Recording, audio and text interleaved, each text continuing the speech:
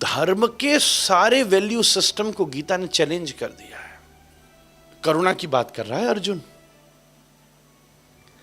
कह रहा है मैं अपने जिनको मैंने रोज जाके सुबह प्रणाम किया है, सुबह सुबह भीष्म को मैं प्रणाम करता हूं, मेरे सामने कृपाचार्य खड़े हैं, मैं उन्हें प्रणाम करता हूं, और आप कह रहे हो कृष्ण इनके सामने लड़ाई करो, मेरे से तो लड़ाई नहीं होगी।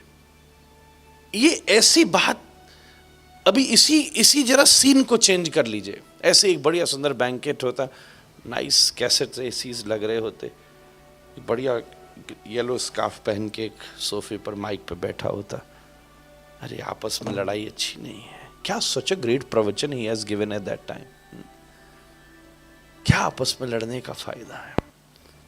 हमारा आलसी मन, लेजी और क्रेजी मन अर्जुन की उस सब बात को एक्सेप्ट कर लेता।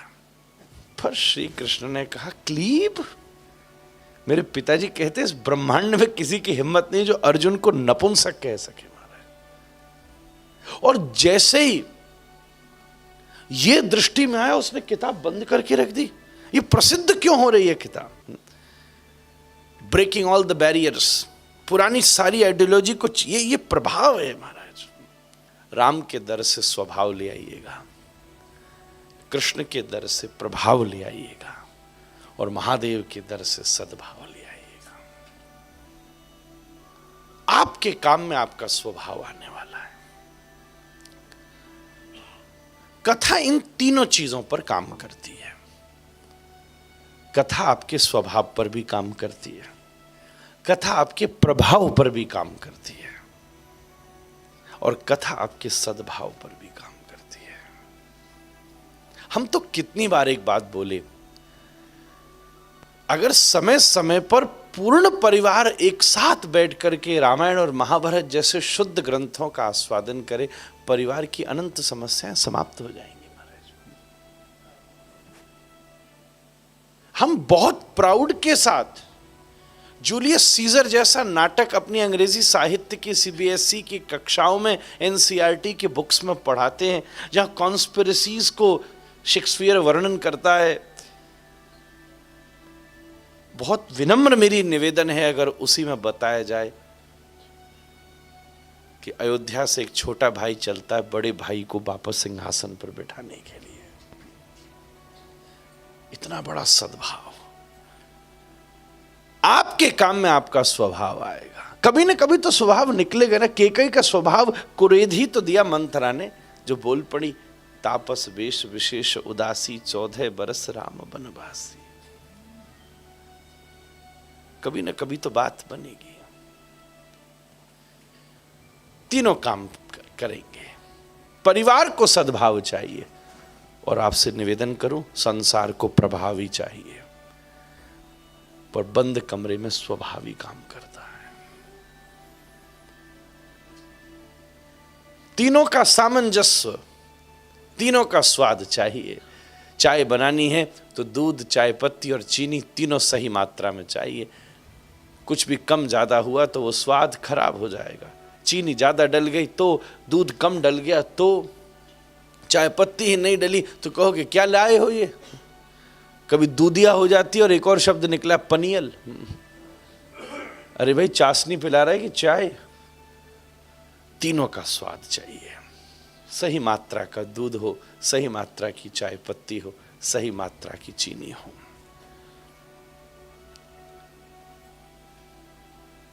आपकी संपत्ति आपका स्वभाव है। न्याय का सूत्र कहता है स्वभावो एव सर्वो परिजायते जलतुंबिका न्यायेन रीतस्य ऊर्ध्वगमनम।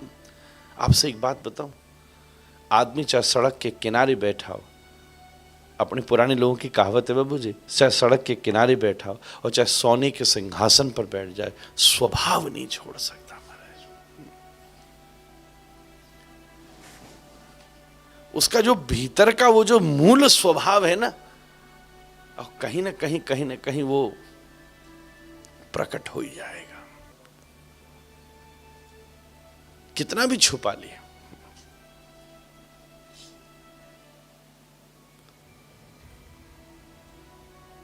संसार में स्वभाव से काम नहीं चले। बड़े अच्छे हैं। अच्छा एक और बात बताऊं, दुनिया ऐसी विचित्र हो गई है जिसने सरलता को तो कई बार दुर्बलता समझ लिया है।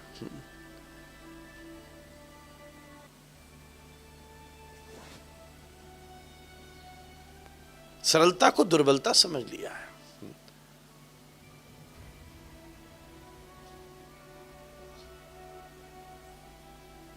एक टर्म दिया बेन मीज ने, that there is a very rude humility. एक होती है ना, एक बहुत प्रोफेशनल ग्रीट होती है, एक होती है बड़ी प्रोफेशनल हम्बलनेस। आप फ्लाइट में एंट्री कर रहे हो और जब आपका वेलकम होगा वो एक प्रोफेशनल हम्बलनेस है। कोई आपकी चाची नहीं लग रही वो, सर आइए, जरा उसको मौका मिल जाए तो महाकाली जरूर बनने को तैयार हो जाएगी। कल ही ट्राई करके देख लेना। समाज में प्रभाव से, प्रभाव जब हो ना, एक गोस्वामी जी ने एक शब्द लिखा प्रभाव पर, समर्थ को ना दोष गोसाई। बड़ा जबरदस्त शब्द है प्रभाव के ऊपर। समर्थ आदमी की सरलता भी प्रशंसनीय हो जाती है। और